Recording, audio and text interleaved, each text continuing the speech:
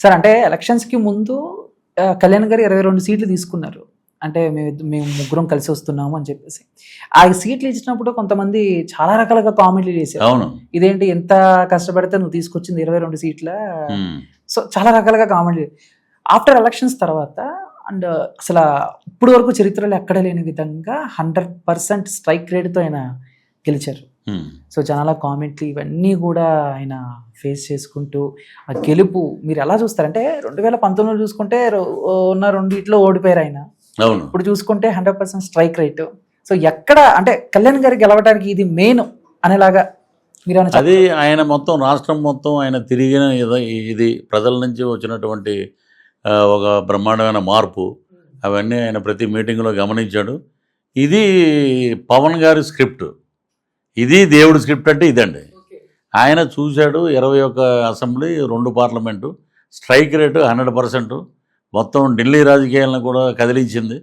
So అది Janasena power, అది power of Konidela Pawan Kalyan. ఒక మాట అన్నాడు ఆయన, నిన్ను పాతాళానికి తొక్కకపోతే నా పేరు కొణిదెల పవన్ కళ్యాణ్ కాదన్నాడు. అదే జరిగింది. ప్రజలు విశ్వసించారు. నాయకత్వ లక్షణాలు ఈయనలో ఉన్న ఈయనే కావాలి మనకి అన్నారు. ఈ రోజున పిఠాపురం వెళ్ళి చూస్తే అద్భుతంగా ఉందండి. ఎక్కడ చూసినా బ్రహ్మరథం పడుతున్నారు. ఇదే పిఠాపురం. నేను అనుకున్నా మొన్న వెళ్ళి, ఇదేంటి ఇలాగ రోడ్లు ఇలాగ వచ్చినాయి ఏదంటే, అది ఒక విజన్ ఉన్నవాడు రాజకీయాల్లో ఉంటే, ప్రభుత్వంలో ఉంటే అద్భుతమైన పరిపాలన ఉంటుంది అన్నది నిదర్శనం. సార్ మీరు ఎక్కడ సార్ మీ తాడేపల్లిగూడెం నుంచే పోటీ చేస్తారా ఒకవేళ నెక్స్ట్ టైం అన్న? తాడేపల్లిగూడెంలో ఇప్పుడు మా వాడు బొలిశెట్టి శ్రీనివాస్ మాకు సీనియర్, అతను గెలిచాడు, బ్రహ్మాండంగా చేస్తున్నాడు. చైర్మన్గా ఉన్నప్పుడు, మున్సిపల్ చైర్మన్గా ఉన్నప్పుడు అద్భుతం చేశాడు. ఇప్పుడు ఇంకా బ్రహ్మాండం చేస్తున్నాడు. రేపు 2029కి మళ్ళీ అతనే గెలుస్తాడు. సో అక్కడికి వెళ్ళమండి. ఎక్కడో చోట 175 నియోజకవర్గాల్లో ఎక్కడ నిలబడినా బ్రహ్మరథం బట్టి పవన్ కళ్యాణ్ గారి క్యాండిడేట్ ఇతనని గెలిపిస్తారు. సార్ అంటే ఎప్పటి నుంచో సార్ ఇప్పుడు టీడీపీ మన 2019 ఎలక్షన్స్కి అయితే చాలా వరకు కామెంట్లు వచ్చాయి, ఇక టీడీపీ పని అయిపోయింది అని చెప్పేసి. ఇక 2024లో మళ్ళీ టీడీపీ పుంజుకుంది మళ్ళీ. అండ్ ఇప్పుడు ఈ టీడీపీకి సంబంధించి ఈ వారసుల విషయంలో అప్పుడప్పుడు హాట్ టాపిక్ వస్తూ ఉంటుంది.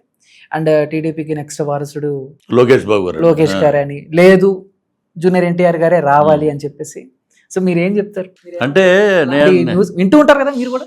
నేను అనేది ఏంటంటే అండి, ఇప్పుడు లోకేష్ గారు ఉన్నారు, గవర్నమెంట్లో ఉన్నాడు, ఆయన పాదయాత్ర చేశాడు, ప్రజల పట్ల తిరిగాడు, ప్రజల్లో ఉన్నాడు, ప్రజల కోసం పనిచేస్తున్నాడు ఆయన. ఒకప్పుడు లోకేష్ గారు ఇలాగ మాట్లాడతాడా, అంత సీన్ ఉందా, ఎంత ఉందా అని మాట్లాడారు. ఈ రోజున మొత్తం ఒక క్రమశిక్షణగా, ఒక మాట తప్పకుండా బ్రహ్మాండంగా పవన్ కళ్యాణ్ గారు స్ఫూర్తితో ఆయన రాజకీయాల్లో వచ్చి మినిస్టర్ చేశాడు ఆయన. దాంతో ఇంకా అద్భుతంగా పరిపాలిస్తున్నాడు ఈ రోజున. మరి అటువంటి పరిపాలనా దక్షుడికి అవకాశం ఉంటుంది. ప్రజలు ఏమని కోరుకుంటారు, మనకి బ్రహ్మాండంగా పనిచేస్తున్నాడు ఇతను, నిలబడి ఏదైనా పెద్ద పోస్టుకు వస్తే అని. మొన్న ఎవరో కామెంట్ పెట్టారు, ఫ్యూచర్లో పవన్ కళ్యాణ్ గారు సీఎం అవ్వాలి, లోకేష్ బాబు సీఎం అవ్వాలి, మీలాంటి వాళ్ళు రాజకీయాల్లో ఉంటేనే అద్భుతం అని చెప్పి మన ఎవరో కామెంట్లు పెట్టారు. ప్రజల్లో అలా ఉంది. ఇక ఎన్టీఆర్ గురించి అంటే నేను ఇంతవరకు ఎప్పుడో యాక్ట్ చేసేవాడు, తర్వాత మళ్ళీ ఆయన్ని ఎప్పుడు కలవలేదు. మంచివాడు ఆయన. ఇంకా బ్రహ్మాండమైన ఆస్కార్ అవార్డులు, నంది అవార్డులు కొట్టి ఆయనకి, రామారావు గారికి వచ్చినంత పరిణితి, అంత ఏజ్ వస్తే అప్పుడు ఆయన రాజకీయాల పట్ల ఆయన కూడా స్పందిస్తారు. రాజకీయం వీళ్ళే చేయాలి వాళ్ళే చేయాలని లేదు కదా. ఎప్పుడైనా సరే తాతకు తగ్గ మనవడు అని అంటారు కదా చాలా సినిమాల్లో కూడా. ఆయన కూడా రావచ్చు ఏమో, వస్తే ఆయనే అవుతాడు. సార్ కళ్యాణ్ గారిని గెలిచారు, లోకేష్ గారిని గెలిచారు, బాబు గారిని కలవబోతున్నారు. బాబు గారు అమరావతి పర్యటనలో బిజీగా ఉండడం వల్ల కుదరలా. 10వ తారీఖున కలుస్తారు. సో ఏంటి సార్ బాబు గారిని కలిస్తే పృథ్వీ గారు ఏం మాట్లాడతారంటే, మీరు అది చేయాలి ఇది చేయాలి అని మీ డిమాండ్లు ఏమైనా ఉన్నాయా, కొంచెం స్టేట్కి ఏమైనా ఉపయోగపడేలాగా ఈ పనులు చేయాలి అని చెప్పి? నేను వెళ్ళి ముందు ఆయన కాళ్ళకు దండం పెట్టి, మీలాంటి విజన్ ఉన్న నాయకుడు ముఖ్యమంత్రి కావాలని ఆంధ్ర రాష్ట్రం కోరుకుందండి, మరలా మీరే అయ్యారు. మీ ఇదిలో మేము అద్భుతంగా ముందుకు వెళ్తుందండి రాష్ట్రం. ఎక్కడికి వెళ్ళినా చంద్రబాబు నాయుడు గారు అని అంటున్నారు మొత్తం. సో మిమ్మల్ని కలవటం మా అదృష్టం, ఆనందంగా భావిస్తున్నాం. నేను ఇంత మీ పార్టీకి కూడా నేను పనిచేశానండి, కూటమి అభ్యర్థులకు కూడా. అలాగే ఎస్విబిసి పదవి అడుగుతారండి. ఎందుకంటే ఒక వెంకటేశ్వర స్వామి గుడిలో వెంకటేశ్వర స్వామి బ్రహ్మోత్సవాలు కూడా లైట్లలో కానీ వాటిల్లో కానీ క్రిస్టియానిటీ ఎక్కువ ఇదిలో వెళ్ళింది. దాని మీద చాలా జరుగుతున్నాయి. నేను చేసిన వరకు ఎస్వీబీసీలో చాలా మంచి పనులు చేశాను.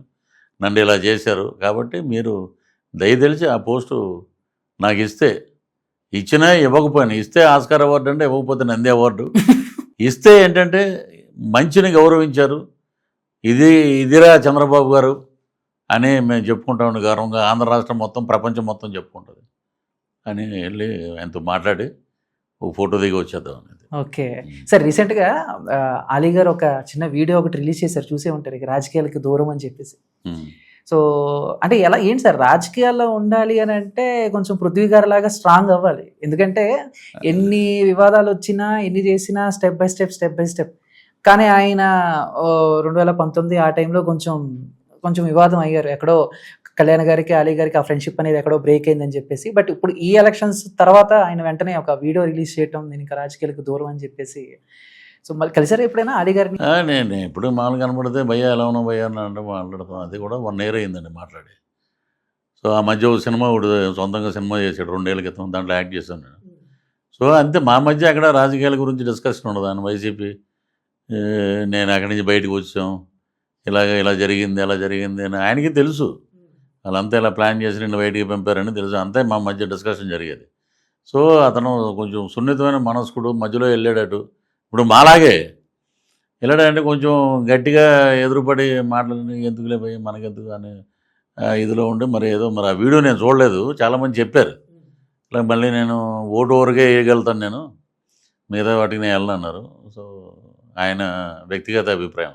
Okay sir, last sir, and ఇటు శ్రీరెడ్డి కానీ లేకపోతే ఇటు శ్యామల గారు కానీ వాళ్ళు కూడా మీ మీద చాలా కామెంట్స్ చేశారు. సో ఒక రకంగా చెప్పాలంటే కొంచెం అంటే శ్యామల గారిని పక్కన పెట్టేస్తే శ్రీరెడ్డి గారు అయితే ఇక బూతులే. సో రీసెంట్గా కూడా విన్నాం, అరెస్ట్ చేసే ఇది కూడా జరుగుతుందని చెప్పేసి. సో ఏంటి ఏమంటారు, అలాంటి వాళ్ళకి జైలే కరెక్ట్? ఇప్పుడు మనం మగాళ్ళ గురించి అంటే మనం ఏదైనా మాట్లాడవచ్చు అండి, వీళ్ళ గురించి కూడా మనం మాట్లాడి ఎందుకు వచ్చింది ఇవన్నీ అని చెప్పి. ఒకసారి రాజమండ్రిలో ఫ్లైట్లో మేము వెళ్తున్నాం, రాజమండ్రిలో ఆమె కూడా ఫ్లైట్ ఎక్కింది. నమస్కారం పృథ్వీ గారు బాగున్నారండి, బాగున్నారు అంతే. శ్రీరెడ్డి గారు అంతే. ఓ సినిమాలో అప్పుడెప్పుడో చాలా సంవత్సరాల క్రితం. ఇప్పుడు ఈవిడ మాట్లాడిందంటే శ్యామల గారు మాట్లాడటం అనేది కరెక్ట్ కాదు. ఒక గుంట నక్క, ఒక ఇది ముసలి నక్క, అది ఇది అనటం తప్పది. ఆవిడేదో వ్యంగ్యంగా ఏదో మాట్లాడి మళ్ళీ మనం వచ్చేస్తున్నాం అని అనుకునే ధీమాలో ఉందేమో. కానీ ఆవిడే అసలు ఎప్పుడు పాలిటిక్స్లో కానీ ఎక్కడ ఉద్యమంలో పాల్గొనడం కానీ ఏమీ లేవు. ఏదో వచ్చారు, ఇచ్చారు, డబ్బులు తీసుకున్నారు, అక్కడి వరకు నువ్వు మామూలుగా ఉంటే పోయేది. మరి అవాకు జవాకులు మాట్లాడితే ప్రజలే చెప్తారు దానికి పరిష్కారం, ఇండస్ట్రీ చెప్పుద్ది.